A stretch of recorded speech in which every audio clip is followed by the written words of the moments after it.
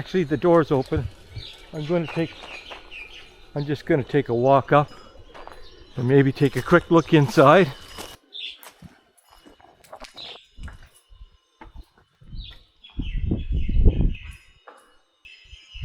Hasn't been used in years.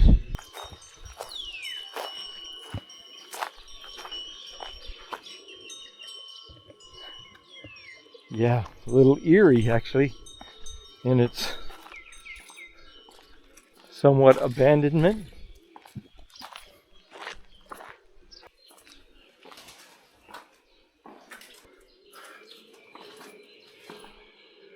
And of course it's dark. There's our other Buddha.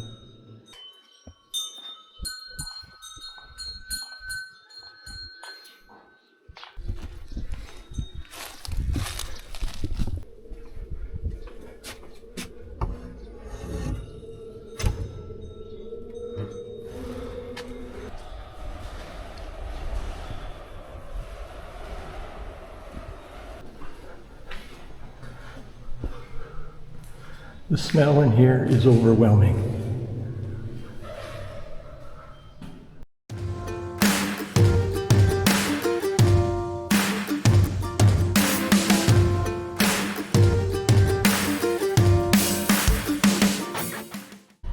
There's the monk in the distance.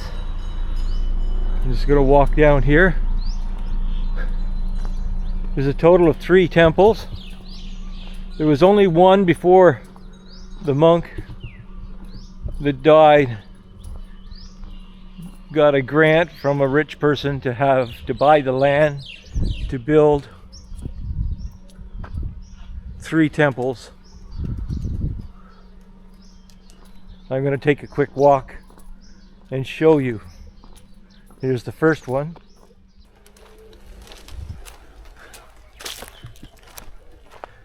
Not visited very often. As you can see, the birds have basically taken possession.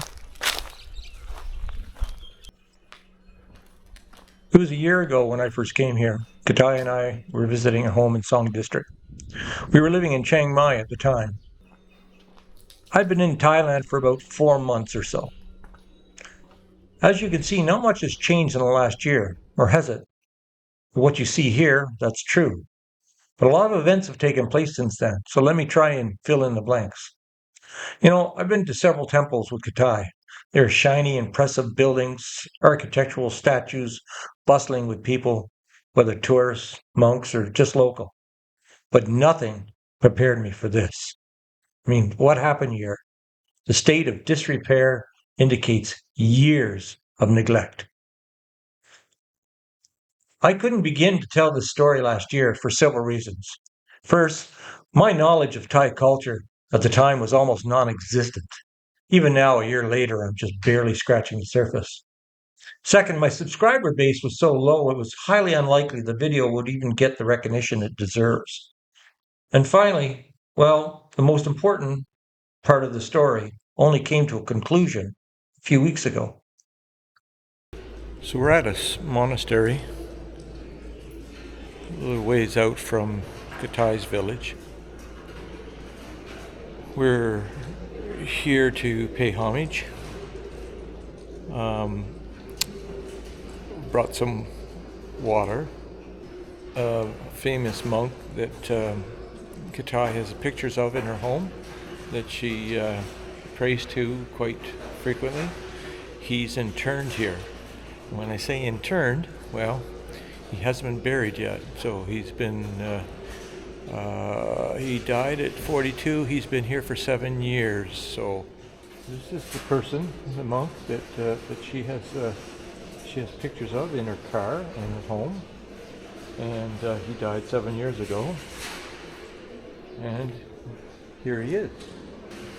I guess they come and pay homage. And I'm not 100% sure when they will bury him, but no. I cannot pronounce his name, but his nickname was Kruba Ken.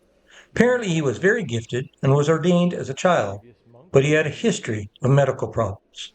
He came to San Pusai in the early 2000s. At the time, the temple was isolated with a few buildings.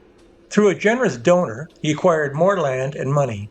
He set upon building new temples and began the construction of Luang Pu statue.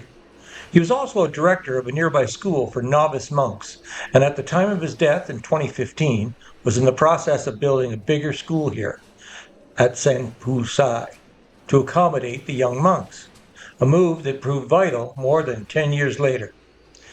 Kruba Ken died of liver cancer at the age of 45. After he died, the temple was left virtually abandoned. He was interned in the glass box in the main hall, where he remained until a few weeks ago. Meanwhile, a new monk became the one and only teacher at the school, where over 70 novice young monks lived and learned the teachings of Dharma. You speak English? No, no. Very nice to meet you. Nice to meet you too. Teacher, Welcome to Thailand. it's okay that I can videotape? Yes, okay. Yep. นี่แหละที่อาจารย์ไม่มีตังค์ทำ The donor's money disappeared, and it was all they could do to feed the novice monks, let alone maintain the upkeep of the temples and the hall. I don't have money. I don't have money. The building want money. Over the years, the neglect and deterioration resulted in what we see today. สามเณร The great hall is all but falling ไป down. สวดมนต์ที่นี่ไม่ Large ได้ parts of the ceiling เพราะ have ว่าเชื้อโรค dangerously มันเยอะ fallen, and birds ก็ have เลยเก็บ claimed ไป it สว as ด their ที่ own. โรงครัว And the squalor ที่อากาศ living โปร่งโล่ง quarters หน่ for อย the monks are infested with bird droppings. Many young monks are sick from the moldy living conditions. But as I have said, this is not the end of the story. Recently, the king's younger sister had formed a foundation for the education of novice monks in Thailand, and a grant was supplied to build a new school on the property, and construction began last year.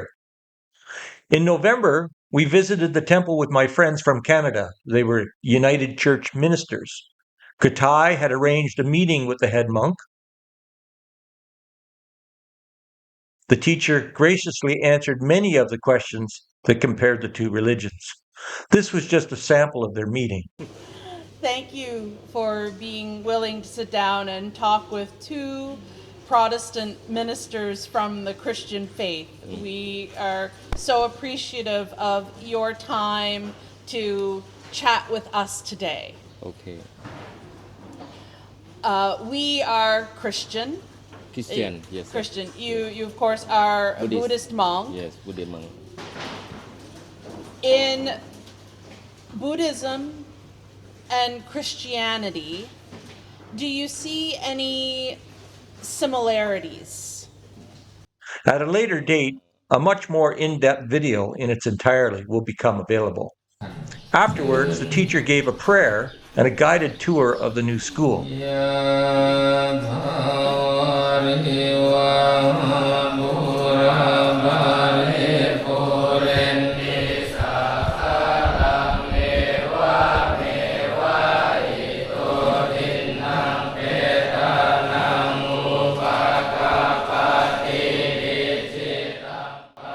Also, the glass box that held Kubra Ken's body was moved to the center of the hall and a shrine erected around him.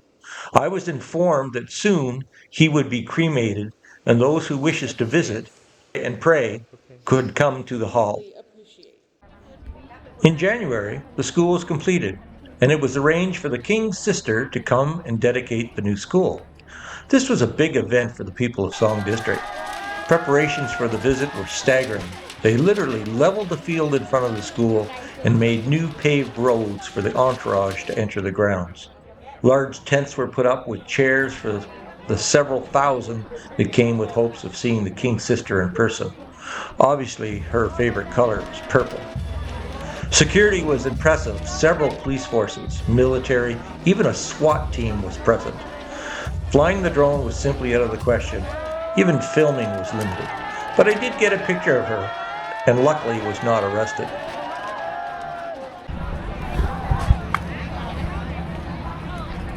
Well, the king's sister has left, and I'm allowed to, at least I think I am, I'm allowed to actually do a film.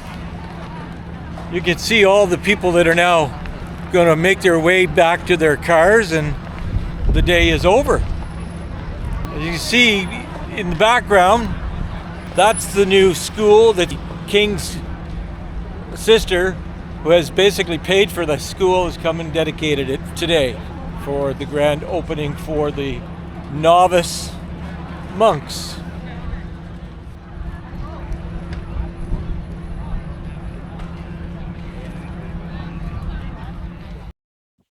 It was arranged that Kruba Ken would be cremated in February, and there will be several days of worship leading up to the 16th, when the cremation would take place. We arrived at 4 p.m. I was told the cremation was at 8 p.m. Now, part of the problem with being a foreigner in a small northern district is communication, or the lack of it. I had no idea as to what I was going to experience. All I can say is there would be absolutely no chance what transpired here would be allowed in Canada.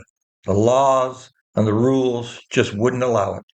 Therefore, I was just not prepared for what actually happened.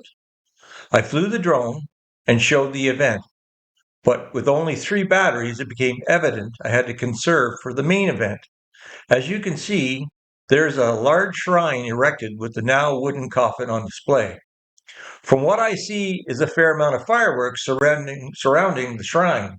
And of course, being from Canada, I assumed that the cremation was going to be symbolic, and the fireworks would simulate the cremation. Again, lack of communication. Also, the 8 p.m. deadline came and went, and no one could give me an answer as to when this was going to happen. I had flown the drone several times to catch part of the ceremony and learned how it would happen. There was a small statue connected to a line that would slide down and ignite the fireworks, but it was evident I was running out of battery power. A young monk who spoke a little English tried to tell me when, but even his timing was wrong. So I kept moving the drone into place, bringing it back to conserve the battery. And unfortunately, when the time actually came much closer to 9 p.m., I was forced to return the drone with the risk of it falling into the crowd. At that point, the show started. Truth be known, I would have needed a fully charged battery and then some to film the 20 plus minutes of the full cremation. Now, the good news to this is I gave the DJI camera to Kertai, and she saved the day by filming it in its entirety. What you're about to see is the condensed version of the full cremation of Kruba Ken, and something I'm quite certain I will never witness again.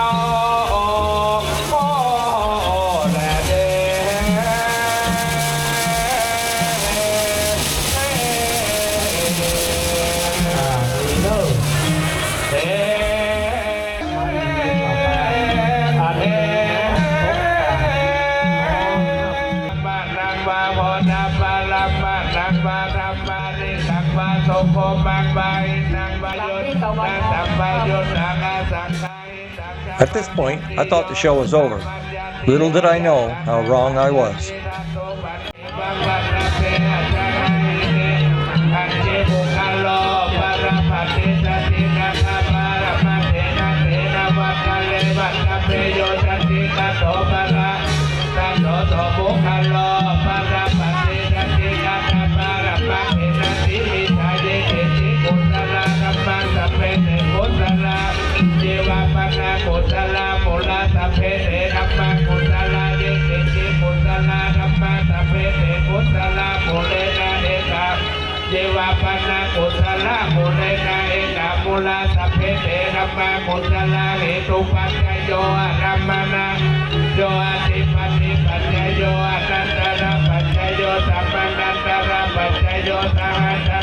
ในภาษาปล่อยเลยนะครับเลยภาษาปล่อยเลยเนอะ